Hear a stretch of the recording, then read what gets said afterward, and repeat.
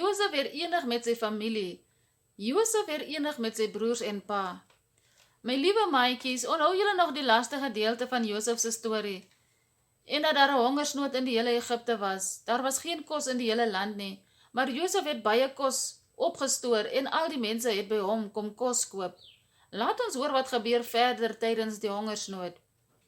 Toe Jakob hoor dat daar kos in Egipte is, sê hy vir sy seuns, vir Josef se broers, gaan soontoe en koop daar vir ons koring, sodat ons aan die lewe kan bly. Maar Jakob het nie Josef se broer Benjamin gestuur nie, want hy het gesê, net nou gebeur daar iets met hom. Sy broers het dus na Josef toe gegaan en diep voor hom gebuig. Toe hy sy broers sien, het hy hulle herken, maar hy het hulle nie laat agterkom wie hy is nie. Hy het hulle bars aangespreek en gevra, "Waarvandaan is julle?" Hulle het hom geantwoord, "Ons is van Kanaan, ons kom koop kos." Josef het sy broers herken, maar hulle het hom nie herken nie. Hy het aan sy drome van vroeër gedink en vir hulle gesê, "Julle is spioene." Maar hulle het vir hom gesê, "Nee, meneer, ons is u onderdane, ons het net kom kos koop. Ons almal het dieselfde pa, ons is eerlike mense, ons is nie spioene nie." Josef sê toe vir hulle, "Stuur een van julle om julle jonger broer te gaan haal, julle ander sal gevange gehou word, so sal ek dan weet of julle die waarheid praat of nie." Hulle het vir mekaar gesê, "Dit het ons nou van alles wat ons destyds ons broer aangedoen het. Ons het gesien hoe bang hy was, toe hy by ons pleit vir sy lewe, maar ons het nie vir ons gesteer aan hom nie. Nou kom dit ons oor." Hulle het nie besef dat Josef verstaan wat hulle sê nie. Josef het van hulle af weggegaan en gaan huil. Daarna het hy teruggekom na hulle toe en weer met hulle gepraat. Toe het hy vir Simeon gevat en hom voor hulle oë in die tronk gesit. Josef het opdrag gegee dat die broers se sakke vol koring gemaak moet word en dat elkeen se geld in die sakke teruggesit moet word. Daar moes ook padkos vir hulle gegee word. Alles is so gedoen vir hulle. Toe laai hulle die graan op hulle donkies en vertrek van daar af. Die aand, toe een van die broers sy sak oopmaak om sy donkie te voer, sien hy die geld bo in die sak. Toe sê hy vir sy broers, "Kom kyk hier, my geld is teruggesit in die sak." Hulle was radeloos en doodgeskrik sê hulle vir mekaar, "Wat het God ons nou aangedoen?" Toe hulle by hulle pa Jakob in Kanaan aankom, het hulle alles wat met hulle gebeur het vir hom vertel. "Die man in bevel van daardie land het ons bars aangespreek en vir ons vir spioene gehou, maar ons het vir hom gesê dat ons eerlike mense is en nie spioene nie.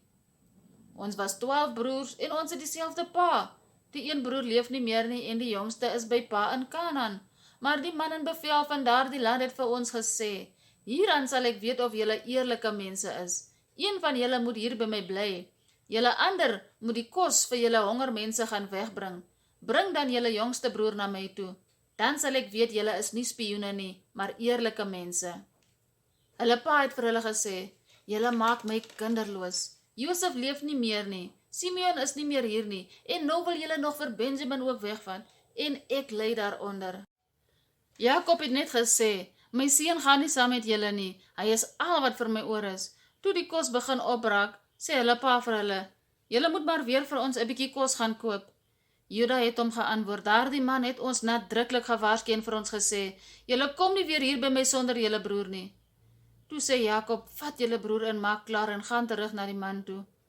God die Almagtige sal sorg dat die man julle goedgesind is en julle ander broer terugstuur en ook vir Benjamin." Hulle het vir Benjamin gevat en klaargemaak en Egipte toe gegaan. Hulle het by Josef gekom en toe hy sien Benjamin is by hulle, sê hy vir sy hoofamptenaar, "Vat die manne na my huis toe, laat slag en laat 'n ete voorberei, want hulle moet vanmiddag by my eet." Toe Josef inkom, bring hulle vir hom die geskenk wat hulle saamgebring het na die huis toe. Toe buig hulle diep voor hom. Josef het hulle toe gevra hoe dit gaan. Hy het gevra, "Hoe gaan dit met julle pa wat so oud is en van wie julle my vertel het, leef hy nog?" Hulle het geantwoord, "Dit gaan goed met u onderdaan ons pa, hy leef nog." Toe Josef sy broer, sy ma se seun Benjamin raak sien, vra hy, "Is dit julle jongste broer van wie julle my vertel het?" En Josef sê vir hom, "My seun, God sal jou genadig wees." Toe het Josef haastig pad gegee om een kant te gaan huil, want sy gemoed was vol oor sy broer. Josef is na sy kamer toe en hy het daar gaan huil. Elkeen se kos is van Josef se tafel af aangegee, maar Benjamin se was 5 keer meer as die van die ander. Toe beveel Josef sy hoofamptenaar, maak die graansakke van die manne vol met net soveel kos as hulle kan vervoer, en sit elkeen se geld bo in sy sak, en my beker, my silverbeker, moet julle bo in die sak van die jongste sit, saam met die geld vir sy graan. Die hoofamptenaar het gedoen wat Josef gesê het. Ligtig die volgende môre is die manne toe met hulle donkies daar weg. Hulle was nog nie ver uit die stad uit nie. Toe sê Josef vir sy hoofamptenaar, kom, sit die manne agterna, en as jy hulle inhaal, moet jy vir hulle vra, waarom beantwoord julle die goeie met die slegte? Dit is die beker waaruit meneer drink, dit is 'n lelike ding wat julle gedoen het. Toe die hoofamptenaar hulle ingehaal het hy dit alles vir hulle gesê. Toe het elkeen gou sy sak op die grond neergesit en dit oopgemaak. Die hoofamptenaar het dit deurgesoek. Hy het by die oudste sin begin en by die jongste sin laaste uitgekom en die beker in Benjamin se sak gekry. Toe skeer hulle klere. Elkeen het weer sy donkie gelaai en hulle het omgedraai stad toe. Juda en sy broers het by Josef se huis aangekom. Hy was nog daar en toe val hulle op die grond voor hom neer. Juda het geantwoord, wat kan ons vir meneer sê? Wat kan ons antwoord en hoe kan ons onsself verontskuldig? God het ons sonde aan die lig gebring. Hier is ons is meneer se slawe. Ons almal, saam met hom by wie die beker gekry is. Toe sê Josef, dit laat ek nie toe nie. Die een by wie die beker gekry is, sal my slaaf word en julle kan maar teruggaan na julle pa toe. Maar Juda het nader gekom na Josef en gesê, asseblief tog meneer, laat ek tog net een keer iets sê. Juda het alles verduidelik soos dit gebeur het. Hou my daarom nou as meneer se slaaf in die plek van die seun, maar laat hy saam met sy broers teruggaan. Hoe kan ek sonder die seun by my pa aankom? Ek sal dit nie kan verdra om te sien dat so 'n smart hom tref nie. Josef kon homself nie langer bedwing voor die mense wat hom bedien het nie. Hy het hulle almal beveel om van hom af weg te gaan. En daar was van die wat hom gedien het, nie een by hom toe hy hom aan sy broers bekend gemaak het nie. Hy het so hard gehuil, dat die Egiptenaars en die mense in die Farao se paleis dit gehoor het. Toe sê Josef vir sy broers, ek is Josef, leef pa werklik nog? Sy broers kon hom nie antwoord nie, want hulle was te bang vir hom. Maar hy het vir hulle gesê, kom na my toe. En toe hulle nader kom sê, ek is julle broer Josef, julle het my verkoop en ek is Egipte toe gebring, maar julle moet nou nie sleg voel of bang wees, omdat julle my verkoop het nie, want God het my voor julle uitgestuur, om ons lewens te red. Dit is nou maar die 2de jaar van hongersnood in die land, daar lê nog 5 jaar voor, waarin nie geploeg of geoes sal word nie. God het my voor julle uitgestuur, om vir julle 'n oorblyfsel in hierdie land te laat oorbly, om julle aan die lewe te hou, sodat julle nie aan die dood sal ontkom nie. Dis nie julle wat my hierheen gestuur het nie, maar God. Hy het my aangestel as regerder oor die hele Egipte. Gaan dadelik nou na pa toe en sê vir hom, so sê pa se seun Josef, God het my aangestel as regerder oor die hele Egipte, kom na my toe. Toe omhels Josef sy broer Benjamin en hy huil. Ook Benjamin het op sy broer se skouer gestaan en huil. Josef het al sy broers gesoen en daar by hulle gestaan en huil. Hulle is toe uit Egipte weg en het in Kanaan by hulle pa Jakob aangekom. Hulle het vir hom gesê, Josef leef nog, hy regeer oor die hele Egipte. Jakob was stom geslaan, hy het hulle nie geglo nie.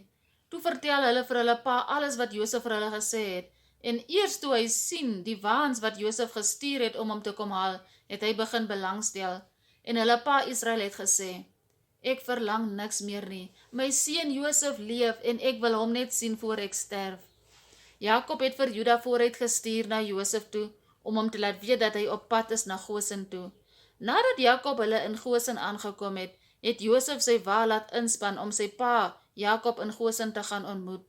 Toe Josef hom sien, het hy hom omhels en lang so gestaan en huil. Toe sê Israel vir Josef, nou kan ek maar sterf, ek het jou gesien, jy lewe nog. Josef het sy pa en broers in die beste deel van Egipte huise gegee en sy hele familie van kos voorsien.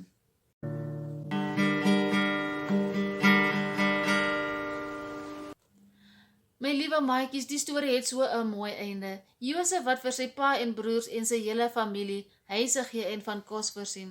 Die les wat ons hier kan leer is dat ons moet vergewe, maatjies.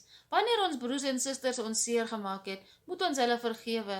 Josef se broers het hom verkoop as 'n slaaf en hulle het vir hulle pa gelieg dat hy dood is.